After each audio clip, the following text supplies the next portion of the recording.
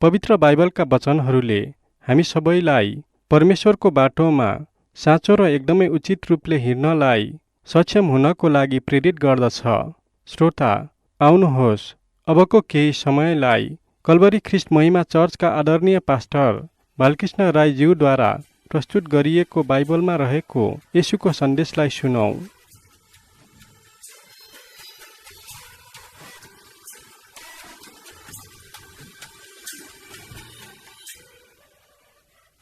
प्रिय श्रोता, उद्धारकर्ता ख्रिस्ट येशू परमेश्वरको अनुग्रहले येशूको सन्देश कार्यक्रमको माध्यमद्वारा तपाईँसँग भेट्ने मौका पाउँदा कल्वरी ख्रिस्ट महिमा चर्च परिवारको तर्फबाट म अति नै हर्षित र आनन्दित छु र साथै आजको सन्देशमा विश्वको सबै मानिसहरूलाई पापदेखि मुक्ति दिनुहुने येशू ख्रिस्ट प्रभु परमेश्वरको नाममा हार्दिक स्वागत र अभिवादन गर्दछु। प्रिय श्रोता, आजको संसारमा सबभन्दा ठुलो मानिस को हो भन्ने प्रश्न सोधिएको खण्डमा तपाईँ हामी मध्येमा कतिले ख्याति प्राप्त शासनकर्ता, कतिले चर्चित राजनीतिज्ञ, कतिले खुबै चलाख मानिस, कतिले संसारले महापवित्र मानिएका मानिस, कतिले संसारको धर्मी मानिस आदिको नाम भनि नै हाल्छौँ। यो स्वाभाविक नै हो, यो त हाम्रो आफ्नो विचार हो। तर यस विषयमा पवित्र धर्मशास्त्र बाइबल, सत्य परमेश्वरको वचन, येशूको सन्देशले के भनेको छ? केही समय हेरौँ। फिलिपी 2:3-11 यस्तो लेखिएको छ, स्वार्थ वा अहङ्कारमा केही नगर, तर नम्रतामा एउटाले अर्कालाई आफूभन्दा श्रेष्ठ ठान। तिमीहरू हरेकले आफ्नै हित मात्र नखोज, तर अरूका हितलाई पनि हेर। तिमीहरूमा यस्तो मन होस् जो ख्रिस्ट येशूमा पनि थियो। परमेश्वरको स्वरूपमा भएर पनि उहाँले परमेश्वरको बराबरी हुने कुरालाई एउटा पक्रिराख्ने वस्तु जस्तो ठान्नु भएन, तर आफैलाई रित्याइकन कमराको रूप धारण गरेर तथा मनुष्य भएर जन्मनुभयो। स्वरूपमा मानिस जस्तै भएर आफैलाई होच्याउनु भयो र मृत्युसम्म आज्ञाकारी रहनुभयो। त्यसै कारण परमेश्वरले उहाँलाई अति उच्च पार्नुभयो र उहाँलाई त्यो नाउँ प्रदान गर्नुभयो जो हरेक नाउँभन्दा उच्च छ, कि स्वर्गमा, पृथ्वीमा र पृथ्वी मुनि भएको हरेक प्राणीले येशूको नाउँमा घुँडा टेक्नुपर्छ र हरेक जिब्रोले परमेश्वर पिताका महिमाको निम्ति येशू ख्रिस्टलाई प्रभु भनी स्वीकार गर्नुपर्छ। प्रिय श्रोता, येशू ख्रिस्ट प्रभु परमेश्वर भएर पनि नम्र भएर यस संसारमा आउनुभयो। यस बारेमा हामी यहाँ हेरौँ। येशू ख्रिस्ट परमेश्वरको संसार आगमन नै नम्रताको सबैभन्दा ठुलो नमुना हो। उहाँ स्वर्गबाट यस पृथ्वीमा आउनुभयो। बाइबलले कलसी 1:15-17 भन्दछ कि येशू ख्रिस्ट अदृश्य परमेश्वरको प्रतिरूप हुनुहुन्छ। मत्ती 1:23 येशू ख्रिस्टलाई इम्मानुएल भनिएको छ, जसको अर्थ हो परमेश्वर हामीहरूसँग।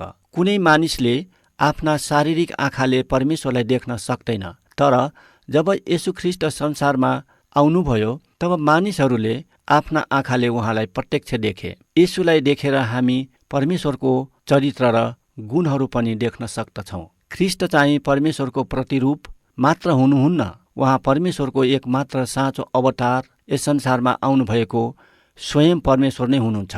परमेश्वरले मानिसलाई उहाँको स्वरूपमा बनाउनु भएको छ। त्यसैले जब परमेश्वर संसारमा आउनुभयो तब उहाँ मानिस येशू ख्रिस्टको रूपमा जन्मनुभयो। येशू सारा सृष्टिका ज्येष्ठ हुनुहुन्छ। उहाँ हाम्रा जेठो दाजु हुनुहुन्छ।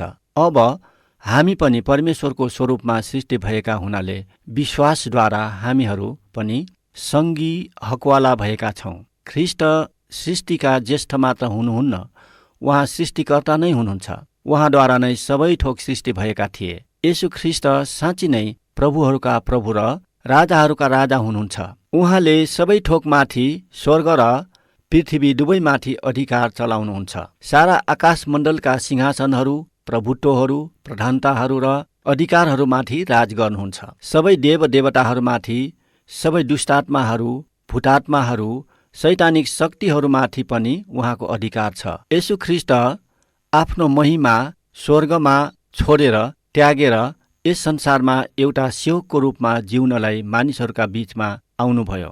आफैलाई रित्याइकन कमारोको रूप लिएर, कमारोको रूप धारण गरेर मानिस बनी जन्म लिएर यस संसारमा आउनुभयो। हामीहरू धनी हुन सकोस् भनेर उहाँ गरिब भएर यस संसारमा जन्म लिनुभयो। उहाँ जन्मदा उहाँलाई राख्ने ठाउँ पनि पाइएन। गाईको गोठमा गाईलाई दाना दिने डुँडमा उहाँलाई सुताइएको थियो। उहाँको लागि पाटी पौवा धर्मशाला आदि कतै पनि ठाउँ पाइएन। एकदमै गरिबहरूभन्दा पनि अति नै गरिब भएर जन्म लिनुभयो। उहाँले चाहनु भएको भए महाराजाको राजदरबारमा जन्म लिन सक्नुहुन्थ्यो। उहाँले आफैलाई अति नै होच्याउनु भयो ताकि हामी उचालिन सकौँ। हाम्रै लागि उहाँ होच्याइनु भयो। यदि उहाँ कुनै राजाको दरबारमा जन्म लिनु भएको भएदेखि उहाँ हामी पापीहरूको सट्टामा मर्न सक्नुहुन्नथ्यो। संसारकै राजा भएर बस्नुहुन्थ्यो। उहाँलाई कसले विरोध गर्थ्यो र मार्ने थियो। अनि महान अगमवक्ता यशायाले अध्याय 53मा गरेको अगमबानी पुरा हुन पाउने नै थिएन। जुन अगमबानीमा यस्तो उल्लेख गरिएको छ, उसले हाम्रा दुःख भोग्यो, हाम्रा अपराधहरूका निम्ति छेडियो, उसको कोर्राको चोटले हामी निको भयौँ, हामीमा शान्ति ल्याउने दण्ड उसमाथि पर्यो। निश्चय नै उसले हाम्रा निर्बलताहरू बोक्यो। परमप्रभुले उसमाथि हामी सबैको अधर्म हालिदिनु भएको छ ताकि हामी निको हुन सकौँ। हाम्रा अधर्महरू उहाँले बोक्नुभयो। यसै कारणले गर्दा येशू ख्रीष्ट प्रभु हाम्रै लागि उहाँ एकदमै गरिब भएर जन्मनुभयो। यसरी उहाँ नजन्मनु भएको भए हामी गरिब दुखीहरूसँगको सम्पर्क र सम्बन्धनै हुने थिएन। ख्रीष्ट येशू मनुष्य भएर संसारमा आउनुभयो। उहाँ हर प्रकारले हामी जस्तै हुनुहुन्थ्यो र एक कुरामा मात्र उहाँ हामीभन्दा फरक हुनुहुन्थ्यो। जुन फरक चाहिँ यो हो कि हामी मानिसहरूले बारम्बार पाप गरिरहन्छौँ, तर उहाँले कुनै पनि पाप गर्नु भएन। संसारमा हुनुहुँदा ख्रीष्ट मानिसको समानतामा हुनु भए तापनि उहाँ स्वयं परमेश्वर नै हुनुहुन्थ्यो, किनभने ख्रीष्ट येशूको शरीरमा परमेश्वर आफैले मानिसको रूप लिनुभयो। यूहन्ना 1:1, 14 र 10:3। येशू ख्रीष्ट मानिसको रूपमा जिउनलाई मात्र होइन, तर मानिसहरूका निम्ति मर्नलाई बलिदान हुनलाई पनि तयार हुनुहुन्थ्यो। क्रुस चाहिँ नम्रता र सेवाको एउटा सर्वोच्च नमुना हो। येशू ख्रीष्टले स्वरूपमा मानिस जस्तै भएर आफैलाई होच्याउनु भयो र उहाँ मृत्यु समय क्रुसको मृत्यु समय आज्ञाकारी रहनुभयो। उहाँ मानिसको रूपमा मात्र हुनु भएन, उहाँ त्यसभन्दा तुच्छ पनि हुनुभयो। उहाँ अपराधी झैँ भएर क्रुसमा मारिनुभयो। त्यस जमानामा क्रुसको मृत्यु ज्यादै घिनलाग्दो मृत्यु थियो। रोमी साम्राज्यको चलन अनुसार सबभन्दा खराब र नीच अपराधीहरूभन्दा अरू कोही सानो र तुच्छ हुन सक्दैनथ्यो। ख्रीष्ट येशू सबैभन्दा उच्च स्थानबाट सबभन्दा तुच्छ स्थानसम्म हाम्रा निम्ति ओर्लिनुभयो। येशू ख्रीष्टका चेलाहरूले येशू ख्रीष्टको जस्तै नम्र हुनलाई सिक्नु आवश्यक थियो। उनीहरूले अरूभन्दा आफू ठुलो हुनको लागि आपसमा झगडा गरेका थिए। उनीहरू नम्रताको पाठ सिक्नु आवश्यकता परेको थियो। मत्ती 20:20-28। याकुब र यूहन्नाको लागि उनीहरूका आमाले एकजना येशूको दाहिने र अर्कोलाई देब्रेपट्टि येशूको राज्यमा राखिदिने बिन्ती गरेको अरूले थाहा पाए। त्यसकारण ती 10 जना चेलाहरू याकुब र यूहन्नासँग रुष्ट भएका थिए। उनीहरूले याकुब र यूहन्नालाई दाह गरेका थिए। उनीहरूले पनि याकुब र यूहन्नाको जस्तै सम्मान र अधिकारपूर्ण पद ओहदाको चाहना गरेका थिए। उनीहरू एउटाले अर्कालाई पछार्न तयार थिए। यी सबै सोच विचार मानवीय सोचाइ थिए। यसकारण येशूले उनीहरूलाई शिक्षा दिएर भन्नुभयो, अन्य जाति शासकहरूले अरूमाथि निरङ्कुश शासन गर्दछन् र ठुला ठालुहरूले अरूमाथि अधिकार जमाउँदछन्। तर तिमीहरू यस्तो हुनु हुँदैन। जो ठुलो हुन इच्छा गर्दछ त्यो सेवक हुनुपर्दछ, त्यो कमारो हुनुपर्दछ। जसरी मानिसको पुत्र पनि सेवा पाउनलाई होइन, तर सेवा गर्न अरूलाई आफ्नो प्राण दिन आए। संसारको नजरमा जसले अरूलाई आज्ञा गर्दछन् र शासन गर्दछन् तिनीहरू ठुलो भएको देखिन्छ। तर परमेश्वरको राज्यमा जसले कठिन समयमा धैर्य गर्दै अन्यायपूर्ण व्यवहार सहँदै बिना गनगन आफ्नो जीवन परमेश्वरको इच्छामा बिताउँदछन् तिनीहरू नै ठुला भएको मानिन्छ। संसारको अगुवापन र परमेश्वरको राज्यको अगुवापन ठिक विपरीत किसिमको छ।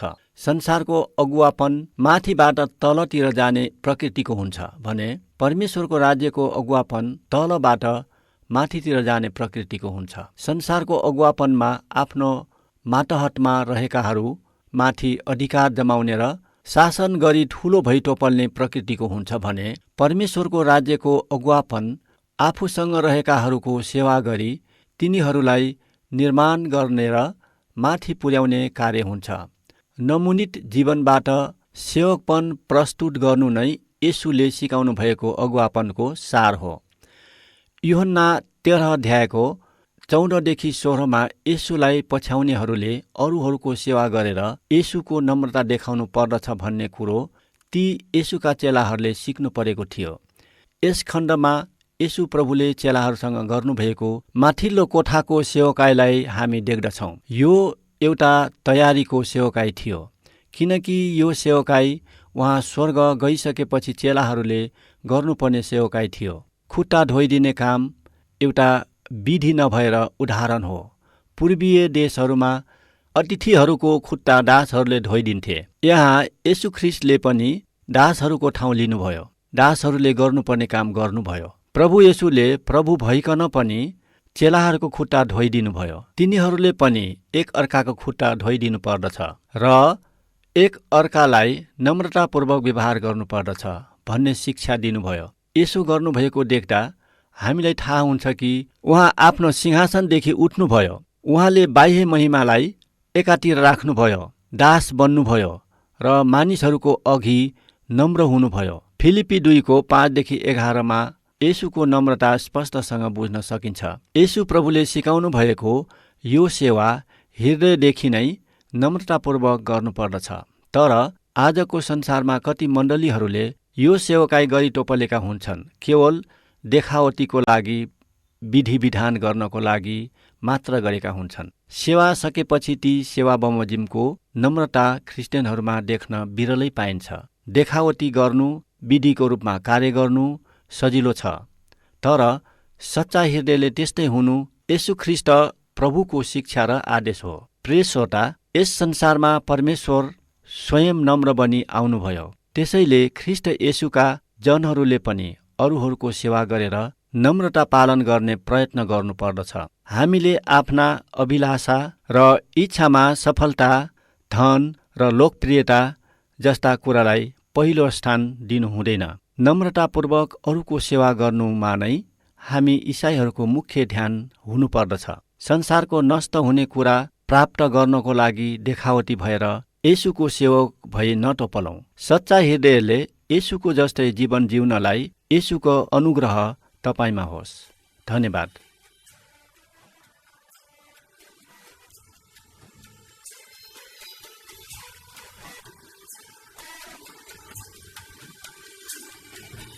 हामी आशा गर्छौँ आदरणीय पास्टर बालकृष्ण राईज्यूले प्रस्तुत गर्नुभएको पवित्र शास्त्र बाइबलमा आधारित येशूको सन्देशद्वारा तपाईँ आशिषित हुनुभएको छ र हामीले एकसाथ अध्ययन गरेको परमेश्वरको वचनले तपाईँलाई परमेश्वरले व्यवस्था गर्नुभएको यस महान मुक्तिलाई ग्रहण गर्न सक्षम बनाएको छ।